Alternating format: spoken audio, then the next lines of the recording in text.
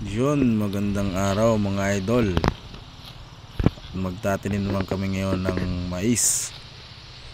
Ito nga si Papat, nagraraya na para matamna na ng mais. Yan guys yung aming paraan sa pagtatanim ng mais.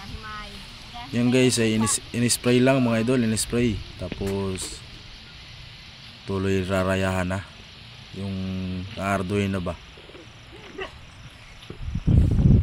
Kaso medyo matigas mga idol yung lupa, kaya ganyan ang style nila pag tatanim. Dinudurog muna yung lupa bago itahob dun sa mais. Malawak din mga idol yung tinatanim na namin ng mais. Sakripisyo lang talaga mga idol kasi matigas yung lupa. Kita naman dun sa kalabaw kung gaano kahirap katigas yung lupa. Pag matigas idol yung mga lupa, talagang hirap na hirap ang kalabaw. Makaupo na sila pag tatanim kasi dinudurog muna nila yung lupa bago itahob dun sa mais.